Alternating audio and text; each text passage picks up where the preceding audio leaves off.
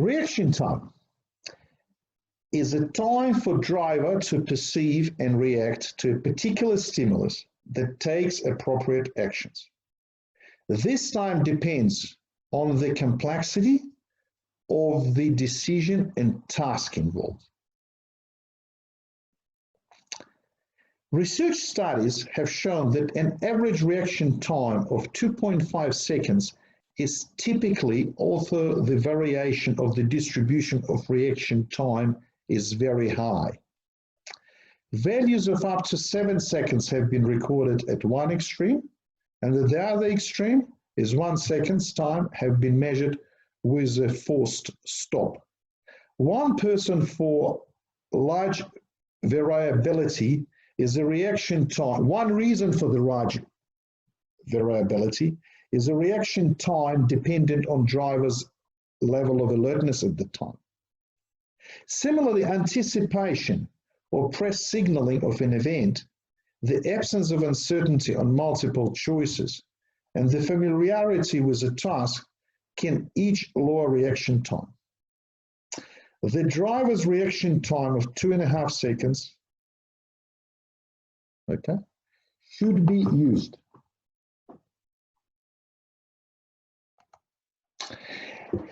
However, in mid-block situations where there is an expectation for increased driver's alertness, such as locations with additional signs or line marking, or where it may not be possible to design for 2.5 seconds reaction time, such as lower speed alignments in difficult terrains, it is recommended that the minimum reaction time of 2 seconds may be considered, as shown on the table on the slide.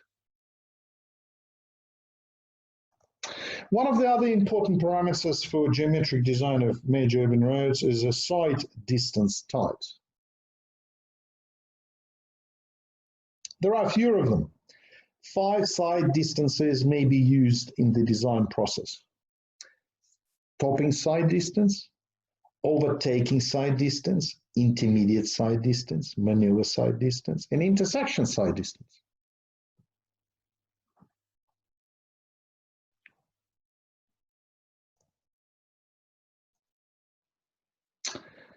Stopping side distance is a distance to enable a normally alert driver traveling at the design speed on wet pavement, a perceived reaction, and brake to a stop before reaching a hazard on the road ahead. This distance is considered to be the minimum side distance that should be available to the drivers, as shown on the slide. Overtaking side distance is a distance required for driver of a vehicle to safely overtake a slower moving vehicle without interfering with the speed of oncoming traffic. It is measured between the driver's eyes of the overtaking and oncoming vehicle, as shown on a slide.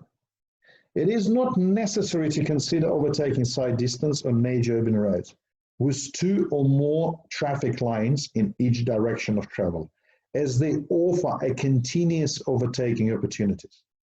On 2-lane, 2-way urban roads, overtaking generally will occur if a vehicle is stopped in front. Therefore, it is not necessary to apply the overtaking philosophy to urban roads. Intermediate side distance.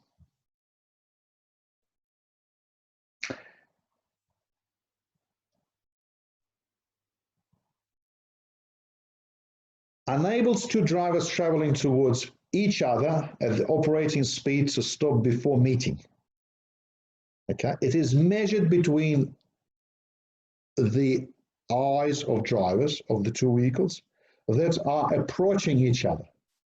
Intermediate side distance is adopted in design for reasons of economy, where overtaking side distance cannot be obtained, or where the side distance shorter than overtaking side distance would be appropriate.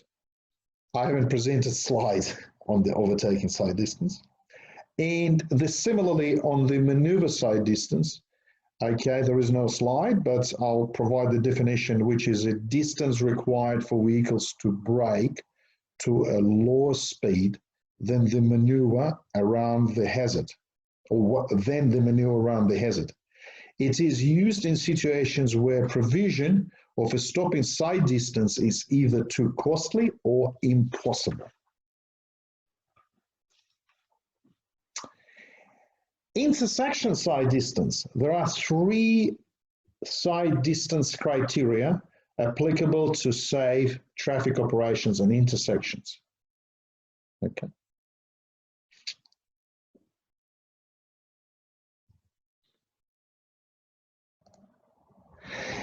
Namely, approaching side distance, entering side distance, and safe intersection side distance.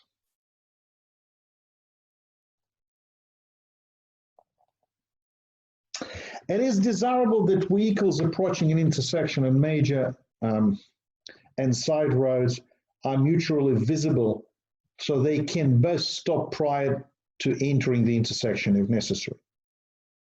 To satisfy this requirement, an unobstructed side triangle, as shown on the next slide, should be achieved where possible.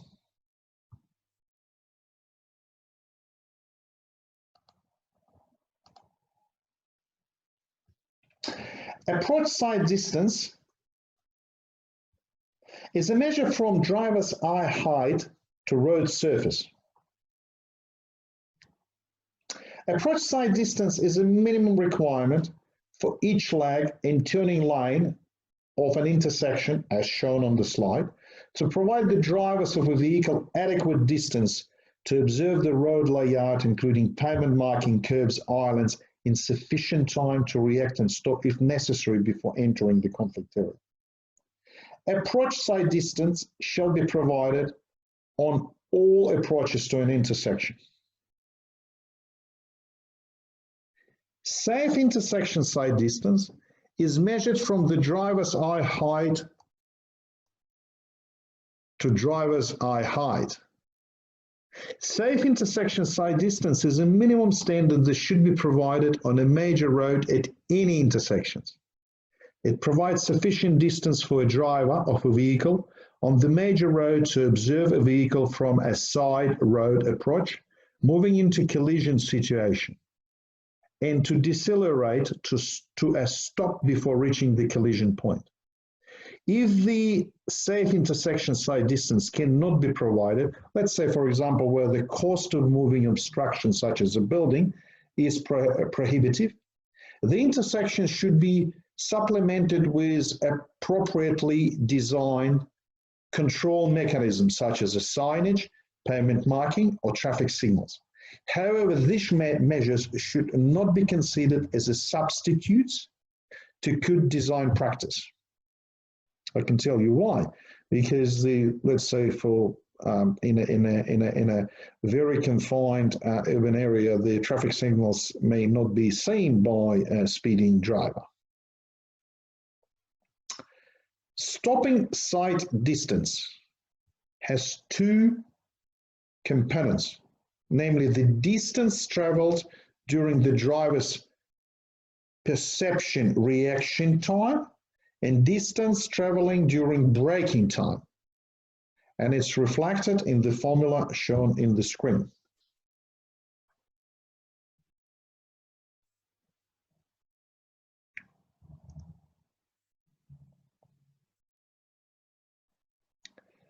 Longitudinal friction factor, as part of the stopping side distance formula, is a measure of the longitudinal friction between the vehicle tires and the road surface. It depends on factors such as the speed of the vehicle, tire condition, and the pressure, the type of road surface and its conditions, including whether it is wet or dry. Currently, recommended design values of the longitudinal friction factors for bituminous or concrete surface are shown on the table on the next slide.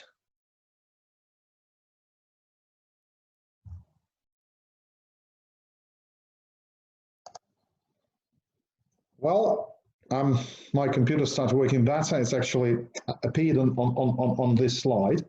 Okay, so you can see the longitudinal friction factors for cars and trucks. They are a bit vary. Okay, and you can see that for trucks, we've got a consistent longitudinal friction factors. And for cars, depending on the speed, they vary in range. Okay. Car stopping side distance. The concept of the car stopping side distance is illustrated on this slide. It is measured between the driver's eye and a smaller object on the road. And if you remember, for the stationary object on the road, the object height that should be adopted is 0.2 meters. Stopping side distance for cars in urban areas calculated using the adopted interim longitudinal friction factor. The values are shown here in this massive table.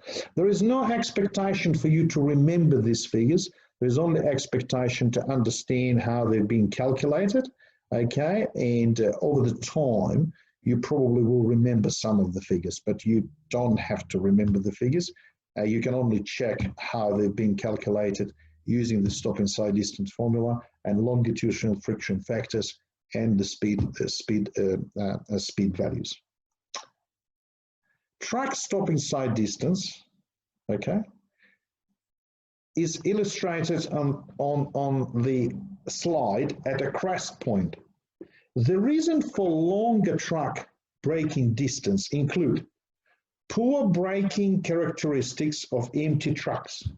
Empty trucks have poor braking characteristics, and this is reflected in comparatively high accident rate. The problem relates to the suspensions and tires, which are designed for maximum efficiency under load. Uneven load between axles. When the load is not evenly distributed between axles, one axle can slip sideways and create instability in others. Up to 15% of braking efficiency can be lost. Insufficient brakes of articulated trucks. 50% of trucks tested on the roads could not meet the required braking standards. Many drivers immobilize their front brakes to reduce the possibility of jackknifing. Effect of road curvature. Trucks require longer stopping side distance on curves than on the straights because some of the friction available at the road tire surface is used to hold the vehicle in a circular path. To balance between the cost and benefits for making provision for trucks, it is recommended that major urban roads be designed to cater for cars, not for trucks. Trucks stopping side distances should be used for checking purposes at the locations that could be potentially hazardous for trucks. At sag points, truck stopping side distance is measured as shown on this slide. The designer should consider measures such as additional signs and line marking to improve safety if stopping side distance is found to be inadequate for trucks and it is not possible to improve the geometric design. However, it is emphasized that signage and the line marking are not substitute for achieving the good design practice.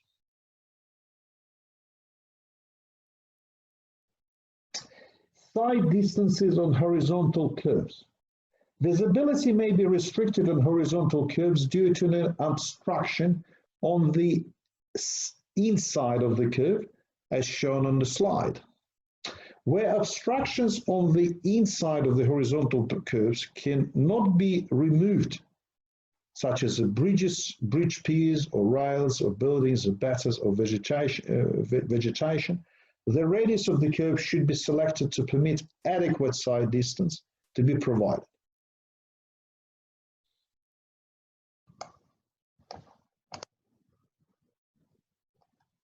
Okay, going back to the lecture topics, we covered the fundamental design considerations, design inputs, and now we will be talking about the geometric design principles.